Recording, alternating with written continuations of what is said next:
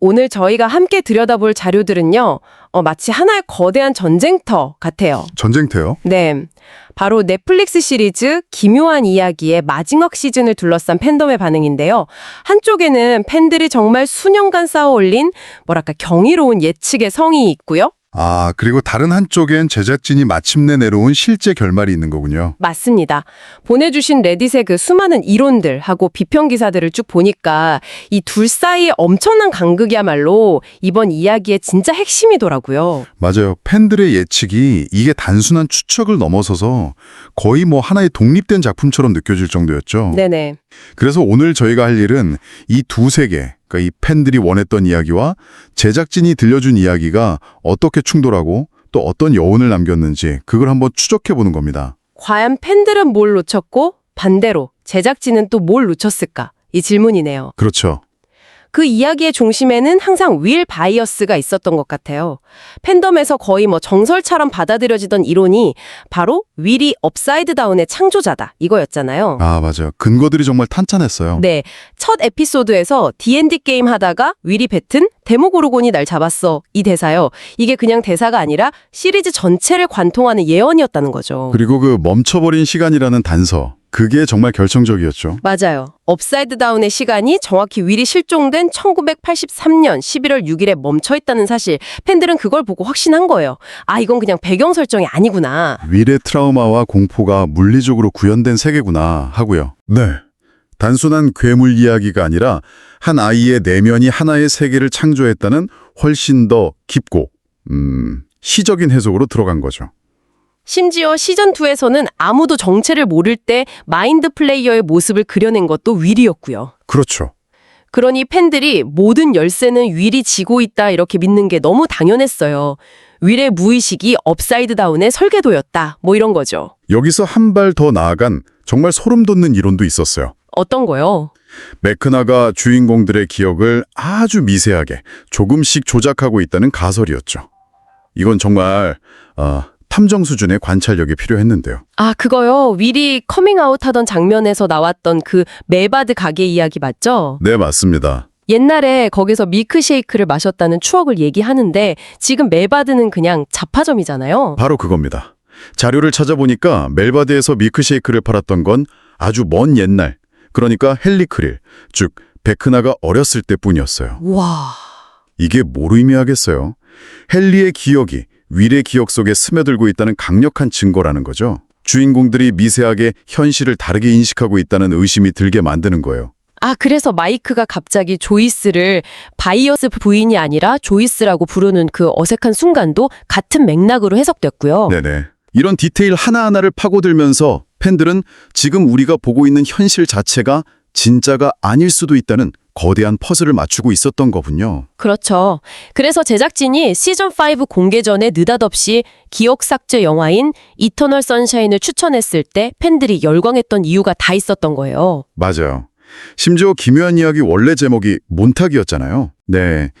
이터널 선샤인의 배경 역시 몬탁구이고요. 이 모든 게 기억 조작이라는 거대한 반전을 위한 복선이라고 팬들은 거의 확신했던 것 같아요. 그리고 이 모든 예측의 정점에는 게임의 규칙이고 태답이다. 이 이론이 있었어요. 아, D&D 게임이요? 네. 생각해보면 데모고르곤, 마인드 플레이어, 베크나 이런 이름들은 전부 아이들이 자기들 D&D 게임에 빗대서 붙인 이름이지 괴물들이 직접 자기소개를 한 적은 없잖아요. 그렇죠. 아이들이 스스로 이해하고 정의 내린 세계관인 셈이죠. 바로 그겁니다. 그렇기 때문에 이 모든 재앙을 끝내는 방법 역시 아이들이 만든 그 게임의 논리, 그 이야기의 규칙 안에서 찾아야 한다는 이론으로 이어지는 거고요. 시즌5 마지막 에피소드 제목 The Right Side Up이 공개됐을 때 팬들이 이걸 업사이드 다운이라는 게임판을 원래대로 바로잡는다는 상징으로 해석했고요. 와, 정말 팬들의 상상력이나 분석력이 이건 뭐 제작진을 뛰어넘을 정도였네요. 그렇죠. 이렇게 정교하고 깊이 있는 서사를 기대하고 있었는데 정작 제작진이 내놓은 답안지는 전혀 다른 내용이었죠. 네, 한마디로 말해서 훨씬 직설적이었어요. 팬들이 기대했던 그런 복잡한 심리전이나 반전 대신에 선과 악의 분명한 대결 구도로 막을 내렸죠. 네. 업사이드 다운은 윌의 내면 세계가 아니라 심연이라는 또 다른 차원으로 가는 그냥 워몰이었을 뿐이다. 이 사실이 밝혀지고요. 결국 호킨스 친구들이 힘을 합쳐서 베크나랑 마인드 플래거를 물리치는 어떻게 보면 굉장히 고전적인 방식으로 끝이 나요. 맞아요.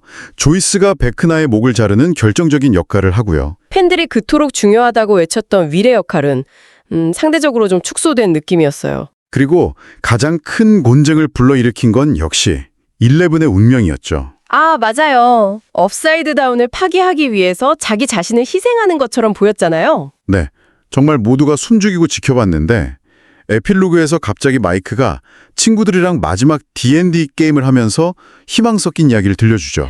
사실 11은 죽음을 위장하고 탈출했대? 라고요. 이건 너무 무호하지 않나요? 바로 그 지점에서 팬들의 반응이 극명하게 갈리기 시작한 거예요.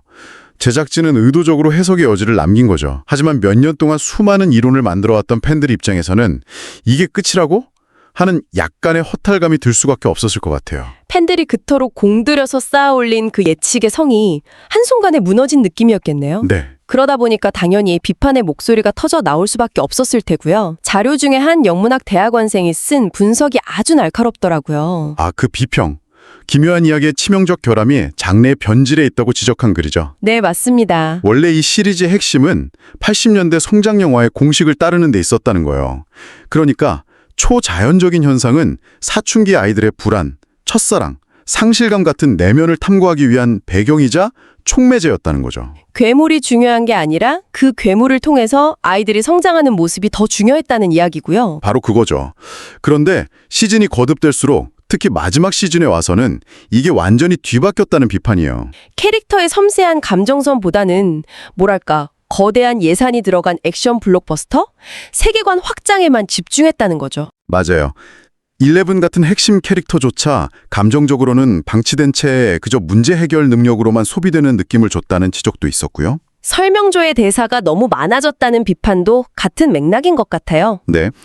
캐릭터들이 자신의 감정을 행동이나 눈빛으로 보여주는 대신에 말로 다 설명해버리니까 초기 시즌의 매력이 사라졌다는 거죠. 팬들 입장에서는 실질적인 플롯홀, 그러니까 풀리지 않은 의문들에 대한 불만도 엄청났어요. 예를 들어서 맥스가 거의 2년 가까이 혼수 상태에 빠져 있었는데 아, 그동안 그녀의 엄마는 대체 어디서 뭘 했는가? 네, 이런 아주 기본적인 질문부터 시작해서요. 군사시설에서 군인들을 그렇게 많이 죽였는데 주인공들은 어떻게 아무런 법적 처벌도 받지 않고 평범한 일상으로 돌아갈 수 있었는지도 미스터리죠. 맞아요. 그리고 린다 해밀턴이 연기했던 그 정부요원 닥터 K는 갑자기 어디로 증발해버린 건지 이렇게 중요한 떡밥들이 하나도 회수되지 않은 채 이야기가 끝나버리니까 팬들로서는 배신감을 느낄 만도 했겠어요. 하지만 또 흥미로운 건요. 이런 비판 속에서도 결말에 만족한다는 목소리도 꽤 컸다는 점이에요. 오, 그래요? 네, 특히 왕좌의 게임처럼 끔찍한 결말로 끝난 다른 대작들이랑 비교하면서 이 정도면 정말 훌륭한 마무리였다. 이런 평가도 많았어요. 아, 일종의 상대평가인 셈이네요.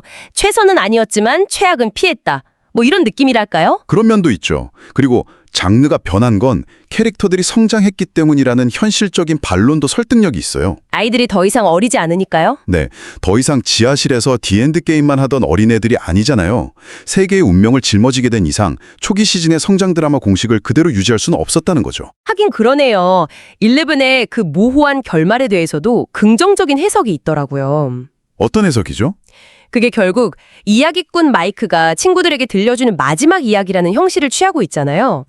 네네. 그래서 오히려 이 시리즈의 근간이었던 이야기와 상상력이라는 주제에 걸맞은 아주 시적인 마무리였다는 해석이었어요. 맞아요. 모든 걸 명확하게 설명해주는 대신 이야기는 이렇게 계속될 수 있어 라는 여운을 남기는 방식이 오히려 더 기묘한 이야기답다는 거죠. 진실이 뭐든 간에 친구들과 함께하는 D&D 게임 속에서는 11이 영원히 살아있을 테니까요. 와, 하나의 결말을 두고 이렇게까지 해석이 갈리는 걸 보면 이 시리즈가 정말 팬덤 문화 깊숙이 자리 잡았다는 게 느껴지네요. 정말 그렇죠. 그럼 이제 이 모든 이야기의 진짜 시작점, 그 뿌리로 한번 거슬러 올라가 보죠. 이 거대한 세계관에 영감을 준 실제 음모론이 있었다는 게 정말 흥미로웠어요. 네, 바로 몬탁 프로젝트죠. 아까 잠깐 언급했지만 기묘한 이야기의 원래 제목이 바로 몬탁이었어요. 모든 것의 시작점이네요. 네, 이름만 들어도 뭔가 비밀스러운 느낌인데 이게 1980년대에 뉴욕 몬탁의 폐쇄된 공군 기지에서 미국 정부가 아주 기묘한 실험들을 비밀리에 진행했다는 이야기예요. 어떤 실험들이요? 심리전 기술 개발은 물론이고 시간여행, 다른 차원의 문을 여는 실험, 심지어 외계 생명체와의 접촉까지 시도했다는 거죠. 와, 듣기만 해도 기묘한 이야기의 핵심 설정들이 그냥 다 들어있네요. 그렇죠. 정부의 비밀 실험, 초능력을 가진 아이들, 다른 차원의 존재들까지 거의 그대로 가져왔다고 해도 과언이 아니겠어요. 맞습니다. 드라마의 DNA 자체가 이 음모론에서 시작됐다고 볼 수 있어요. 현실의 기묘한 이야기가 허구의 기묘한 이야기를 낳은 셈이죠. 이 사실을 알고 나면 시리즈 전체가 또 다르게 보여요. 그러네요. 결국 기묘한 이야기의 마지막 시즌은 제작진이 만든 이야기 위에 팬들이 만든 더 거대한 이야기가 겹쳐지면서 그 누구도 예상치 못한 복합적인 결과물을 낳은 것 같아요. 네.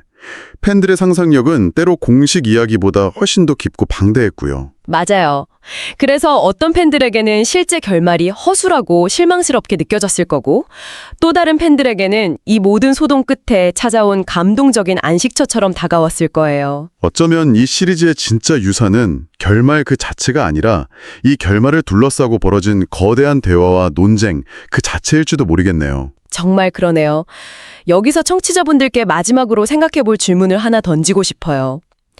이 쇼의 본질이 결국 80년대 아이들의 성장과 모험에 뿌리를 두고 있다는 걸 한번 생각해 보면요. 네. 모든 의문을 명쾌하게 해결하는 대신 이야기꾼 마이크의 입을 통해서 희망적이고 모호한 결말로 끝맺는 것이야말로 가장 기묘한 이야기다운 결말이었을까요? 아니면 이토록 거대해진 서사시는 그동안 함께 달려온 팬들의 모든 질문에 성실하게 답해야 할 의무가 있었을까요? 이야기의 끝은 과연 누가 정하는가? 제작진일까요? 아니면 그 이야기를 사랑한 팬들일까요? 참 많은 생각을 하게 만드는 마무리입니다.